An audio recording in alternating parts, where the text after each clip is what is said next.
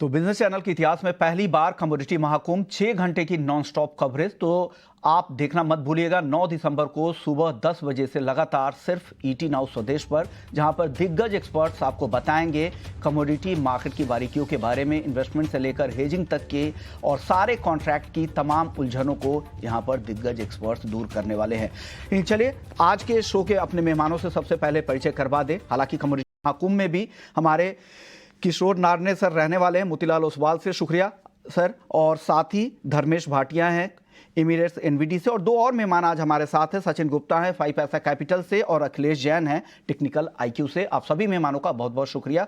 सबसे पहले बात आज कच्चे तेल की करेंगे। जो इस साल में जुलाई का जो स्तर था उस स्तरों के आसपास ब्रेंट क्रूड का भाव है $77 के आसपास। क्या लग रहा है किशोर सर, यहाँ से कच्चे तेल में किस तरह की चाल दिख रही है? ट्रेडर्स के लिए क्या सलाह देंगे आप? थिंक सी क्रूड का जो मार्केट है वो तो वेल सप्लाइड मार्केट है। वो तो बहुत बार प्रूव हो चुका है कि एंड डिमांड इतना स्ट्रेंथ नहीं है डिमांड में। सो वीकनेस तो जारी रहेगा। I think even at current level से 60-100 के आसपास इसमें बिकॉली करके चल सकते हैं। अगर ऑप्शन में ट्रेड करना है तो प्रॉब्ली 60-100 का जो पुट ऑप्शन है 150 के आसपास अवेलेबल है। 110 के आसपास स्टॉप लॉस मेंटेन कर सकते हैं। 220-225 तक अपसाइड देख सकते हैं 60-100 का कॉल में। और जहां तक फ्यूचर के सवाल है, टारगेट्स आप रख सकते हैं अराउंड 5950 के आसपास। स्टॉप लॉसेस मेंटेन करना चाहिए 6180 के आसपास। सो इधर ऑप्शन या फ्यूचर दोनों में आप मतलब नेगेटिव चाल देख सकते हैं।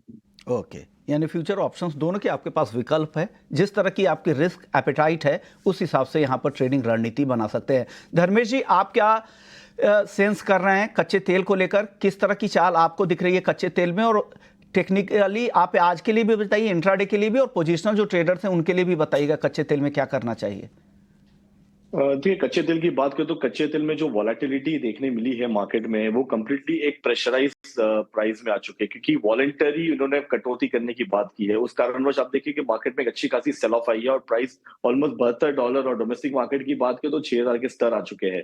तो मैं एक्सपेक्ट करता हूँ कि इंट्राडे प्रोस्पेक्टिव से यहाँ से और प्रेशर आ सकता है प्राइस, और ये 6000 का जो साइकोलॉजिकल सपोर्ट है वो ब्रीच कर देगा। तो मैं रेकमेंड करूंगा कि 6050 के स्तर पे बिकवाली करिए, 6100 का स्टॉप लॉस रखिए, और 5950 से लेके 5800 तक के पोजिशनल टारगेट के लिए आप यहाँ पे बिकवाली करके चल सकते हैं। बहरहाल ठंडी का माहौल है, फंडामेंटली मार्केट में तेजी होनी चाहिए, बट डिमांड है नहीं और सप्लाई कंटिन्यूसली बढ़ रहा है। इस कारणवश प्राइस में काफी आपको दबाव देखने मिल रहा है। ओके, अखिलेश जी, आपको क्या लग रहा है? आप क्या कॉल्स देख रहे हैं कच्चे तेल में, और ऑप्शंस में कोई ट्रेड हो तो वो भी बताइएगा। यस, एज पर the demand and supply statics लग रहा है कि यस, ये जो प्रेशर है कंटिन्यू रहेगा। ऑन चार्ट्स आल्सो लग रहा है कि यस, क्रूड को बिकवाली करके काम करना चाहिए। मुझे लगता है कि यहाँ पर थोड़ा भी उछाला मिलता है 6070-75 के आसपास, तो सेल करना चाहिए क्रूड को। 6100 का इसमें एक स्टॉप लॉस लगा है। मुझे लग रहा है कि इवनिंग सत्र में ये जो भाव है 5975 से 5970 के आसपास दिखने चाहिए। ओवरऑल जो मुझे लग रहा है टेक्निकल्स पे जो क्रूशियल रेजिस्टेंस बना हुआ है एमसीएक्स के अंदर ही 6200 का है। जब तक ये भाव ऊपर ब्रिज नहीं करते तब तक सेल ऑन राइज का रिकमेंडेशन है पोजिशनल ट्रेडर को भी। मुझे लग रहा है ग्रेजुअली जो भाव है 5750-5800 के आसपास तक आना चाहिए। तो आप 6100 का पुट आप लेके काम कर सकते हैं, और इस रेफरेंस लेवल से आप काम करिए। ओके, यानी पुट लेकर यहाँ पर जाने की सलाह है, पुट खरीदारी की सलाह आ रही है। सचिन जी, आप भी सहमत है? आपको भी लग रहा है कच्चा तेल आज बेचकर ही जाएं? जी बिल्कुल विश्वमोहन जी, वीकनेस कंटिन्यूसली यहाँ पे बनी हुई है। लास्ट 4 ट्रेडिंग सेशंस की भी अगर हम बात करें तो 6650 के आसपास से जो ड्रॉडाउन कंटिन्यू यहाँ पर देखने को मिला है। At present prices immediate psychological level 6000 के आसपास में ट्रेड करते हुए नजर आ रहे हैं, और हमें लग रहा है जिस तरीके से फंडामेंटल्स यहाँ पे वीक है, ये लेवल्स भी ब्रेक होते हुए नजर आएंगे। सो करंट मार्केट प्राइस से भी इवन शॉर्ट पोजीशंस इनिशिएट कर सकते हैं। 6100 का अराउंड का जो है एक स्टॉप लॉस लेना रहेगा, और डाउन साइड में जो टारगेट्स एक्सपेक्ट कर रहे हैं वो 5960 पहला टारगेट है, और 5900 तक के नेक्स्ट टारगेट के लिए भी जो है वो यहाँ पर शॉर्ट साइड का ट्रेड जा सकता है। ओके, तो रणनीति साफ है, कच्चे तेल में यहाँ बेचने की सलाह दी जा रही है। और जिस तरह से सऊदी अरब ने भी अरब लाइट क्रूड के दाम घटाए हैं जनवरी के लिए, और 7 महीने में पहली बार सऊदी अरब की तरफ से ये कटौती अपने एशियाई ग्राहकों के लिए की गई है। और लीबिया के साथ साथ कई सारे ऐसे देश है, नाइजीरिया हो, वेनेजुएला हो, जहाँ पर उत्पादन बढ़ोतरी की तैयारी चल रही है। यूएस में तो रिकॉर्ड उत्पादन है ही, और डिमांड को लेकर अभी भी अनसर्टेनिटी है, उससे यहाँ पर दबाव कच्चे तेल पर आगे भी बने रहने की संभावना है। चलिए आगे बढ़ते हैं, गोल्ड सिल्वर की बात कर लेते हैं। किशोर सर, गोल्ड और सिल्वर में क्या लग रहा है आज, किस तरह की चाल आपको दिख रही है? जिस तरह का उठापटक हमने देखा गोल्ड में रिकॉर्ड के बाद, फिर वहां से 2000 रुपये अब नीचे भी आ चुका है, $100 से ज़्यादा का मूवमेंट कॉमेक्स में कुछ ही उस रिकॉर्ड के दिन मंडे के सत्र में देखने को मिला था। क्या लग रहा है आगे किस तरह की चाल गोल्ड सिल्वर में दिख रही है, और किसी को अगर खरीदारी करनी है तो किन स्तरों पर खरीदारी करनी चाहिए, कहां एंट्री की सलाह देंगे आप?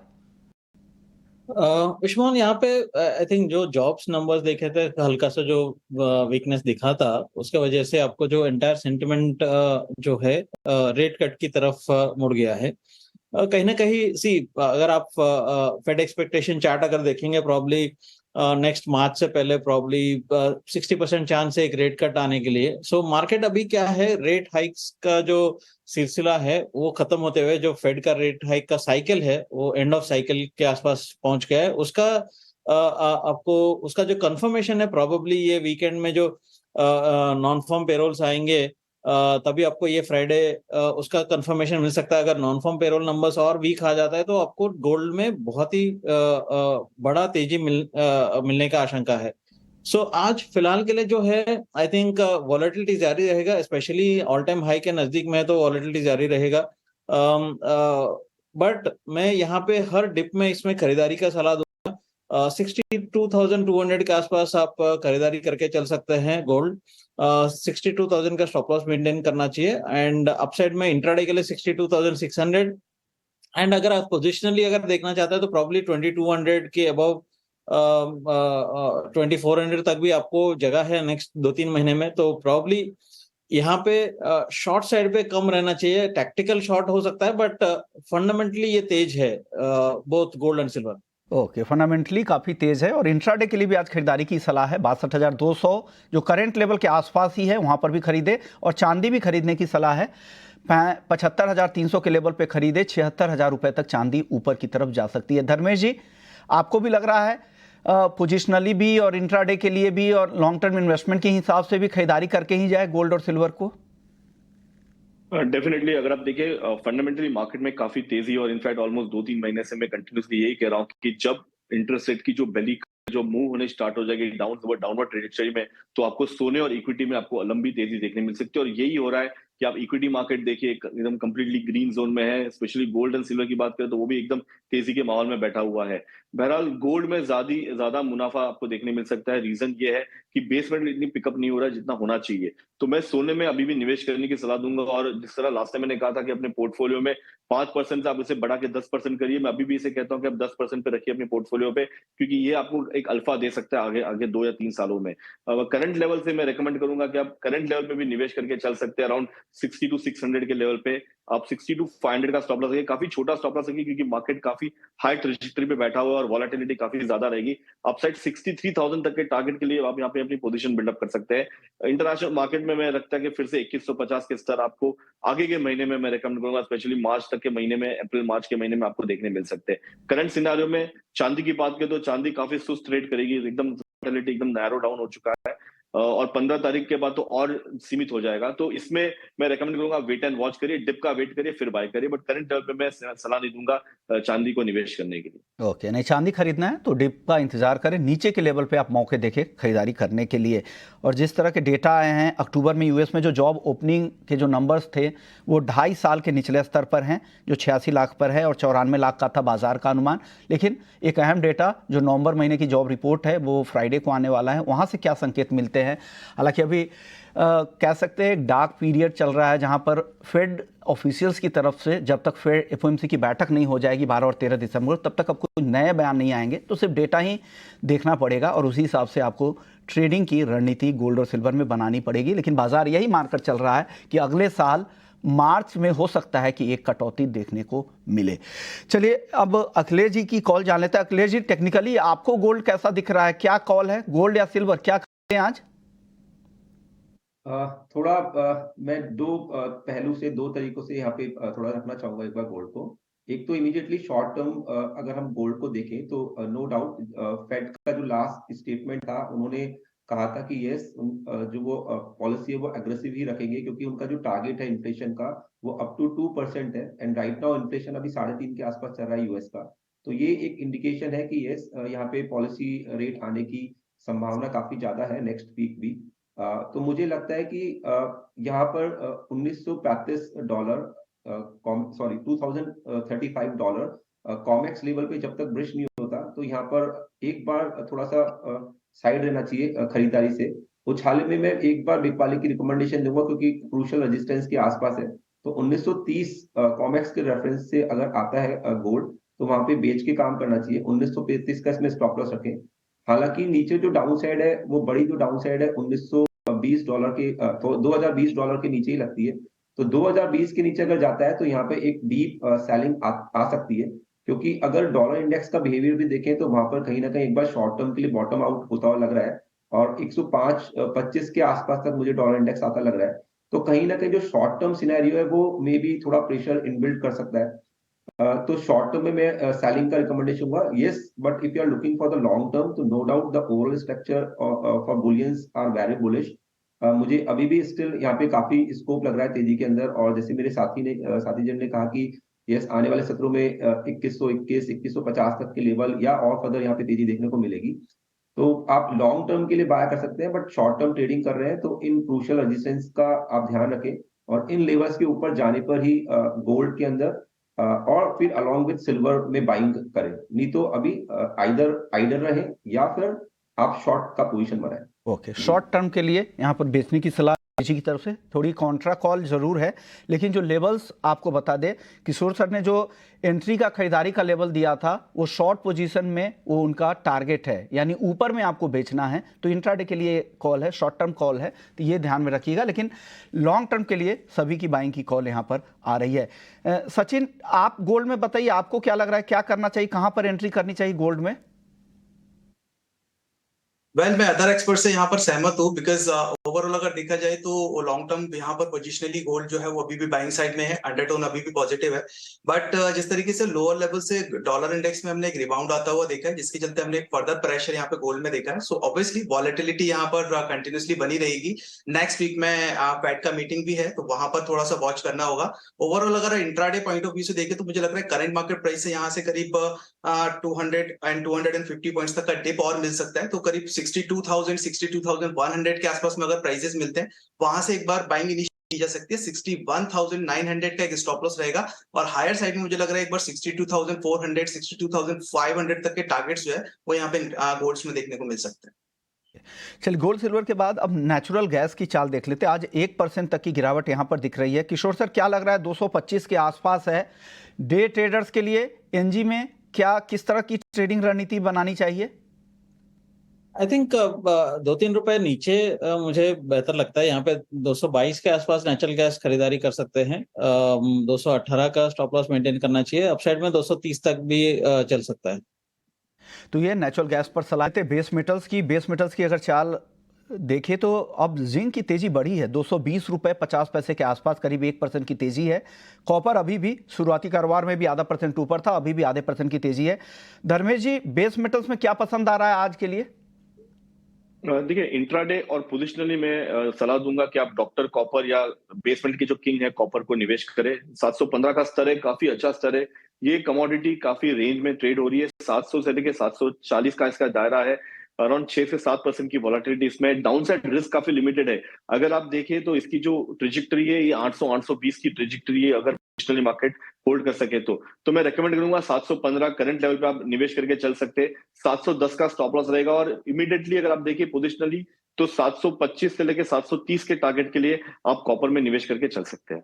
725 से 730-35 रुपए तक के लेवल्स के लिए खरीदारी करने की सलाह धर्मेश जी की तरफ से। किशोर सर, आपको कॉपर कैसा दिख रहा है? अगर किसी को खरीदना है तो किन लेवल्स पे खरीदना चाहिए? आई थिंक मैं भी धर्मेश के साथ अग्री करता हूँ। बेसिकली डिमांड थोड़ा सा कॉम्प्लिकेटेड है। Most of the base metals में डिमांड जैसा इकोनॉमिक स्लो डाउन आएगा तो डिमांड कॉम्प्रोमाइज हो जाएगा, but at the same time rate cuts आएगा तो वो डॉलर के लिए वीक होगा और कमोडिटीज के लिए स्ट्रांग होगा। आई थिंक वो शॉर्ट टर्म में जो डॉलर वीकनेस है वो थोड़ा बहुत प्ले कर सकता है। कॉपर में 714 के आसपास बाइंग कर सकते हैं, 722 723 के आसपास का टारगेट्स के लिए 710 रुपए के आसपास स्टॉप लॉस मेंटेन करना चाहिए। ओके, एल्युमिनियम आज काफी सुस्त दिख रहा है, क्या करना चाहिए सचिन यहाँ पर एल्युमिनियम में? वेल ओवरऑल अगर टेक्निकली देखें यहाँ पर तो एक मेजर लेवल 200 का लेवल था जिसका हमने यहाँ पर एक ब्रेकडाउन आता हुआ देखा है, और आज के ट्रेडिंग सेशंस में भी स्लाइट वीकनेस यहाँ पे बनी हुई है।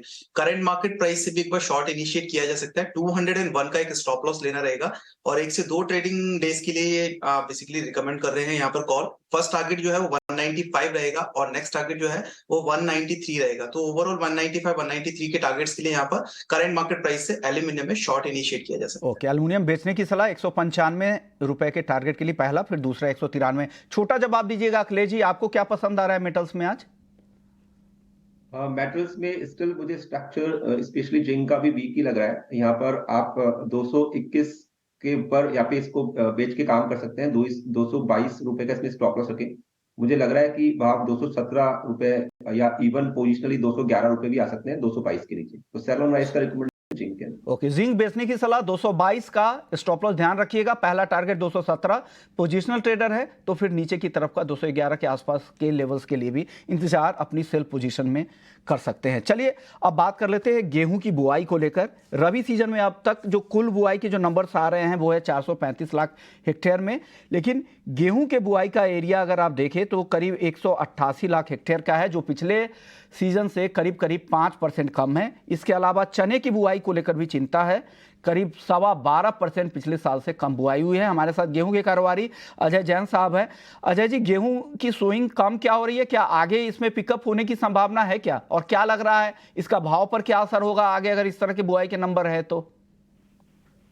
देखिए विश्वमोहन जी, गेहूं की बुआई के लिए अभी समय थोड़ा सा बचा हुआ है, और जरूर हम पिछले साल से अभी पीछे चल रहे हैं, पर मुझे ऐसा लगता है कि समय के साथ साथ हम सरकार के बुआई के लक्ष्य के करीब तक पहुंच जाएंगे।